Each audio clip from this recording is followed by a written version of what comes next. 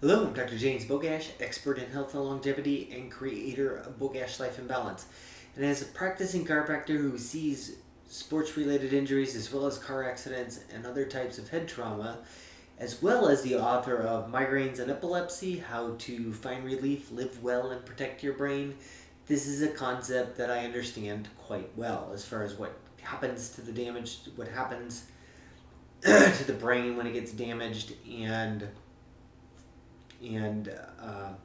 the potential long-term consequences, some of which can be obviously cognitive loss, seizures. There's a lot of things that can go wrong when your brain gets injured.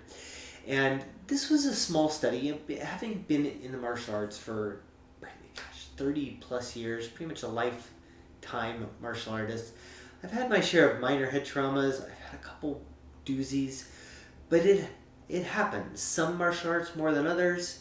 The obviously contact sports like boxing, kickboxing, MMA, it's going to be quite frequent. You think about other sports like Brazilian Jiu-Jitsu or Judo, that maybe it's not so much, but that's not always the case. Judo, you can certainly take a whopping if you get thrown and you land improperly. Even if you land properly, sometimes it's a wee bit jarring to the head. But Brazilian Jiu-Jitsu you generally don't think of as having head trauma, but it does happen. As a matter of fact, it was a small study. Researchers looked at 18 Brazilian Jiu-Jitsu practitioners as well as 22 Muay Thai practitioners, and 61% of the Brazilian Jiu-Jitsu competitors had experienced head trauma or concussion. 86% of the Muay Thai. Well, that certainly makes a little bit more sense. You're actually aiming for the head. In particular, in Jiu-Jitsu, it were throws and takedowns that were the biggest. But also think about elbows to the head, just on accident. It happens when you're rolling with somebody. And for Muay Thai, it was knees, punches and knees to the head. Well, that kind of makes sense too. That the brain isn't really designed for that kind of trauma. So looking at that, things like dizziness, headache, nausea are not uncommon immediately after a concussion. And then we can deal with longer term aspects where you deal with post-concussive syndrome that can take weeks or months or sometimes years, if ever, for the symptoms to go away. However, there are some things you can do to protect your brain and make sure that it recovers as fast as possible. The first is to maintain activity. Don't sit on your butt. That's one of the worst things that you can do for head trauma. So consistently across studies, moderate aerobic activity, not enough to precipitate like a headache or neck pain. That would be too much. You'd need to drop that down. But definitely moderate aerobic activity. That can be things like running on a treadmill. You don't want it to be too jarring. Elliptical, rowing machine, all of those things. Maybe not jump rope, depending upon how good you are with jump roping and what surface you're doing it on. So that's one thing, maintaining moderate aerobic activity. Another thing is CBD. CBD actually has a pretty good track record for helping heal the brain from trauma. So I've certainly covered that more than enough, and we know that it's a pretty powerful player with things like epilepsy.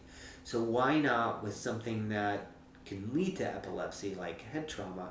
It would certainly make sense. And some of that probably has to do with just the fact that CBD calms the brain. It's really good for anxiety and overactivity. And the last thing you want is your brain going 240 after it's been injured. It's kind of like hopping on the treadmill and turning it up to 8 miles an hour just after you sprained an ankle. It's just not a good thing.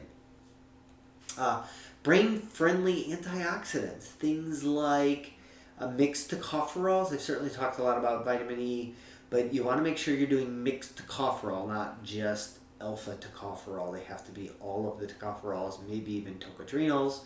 Coenzyme Q10.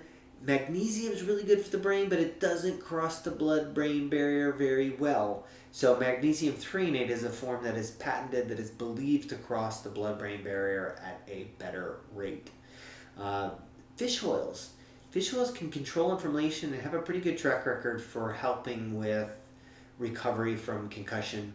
And the final thing on the list, there's certainly a lot more, but probiotics. There's this weird, well-established relationship that gut permeability changes after a concussion. Now, we're not sure if that, like exactly what that plays a role. Does the brain injury lead to permeability issues in the gut? Are there changes in the gut bacteria because of the concussion and the trauma?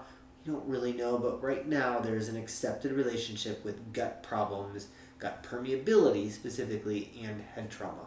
So something like a good quality probiotic taken for a short period of time after a concussion is probably a smart idea.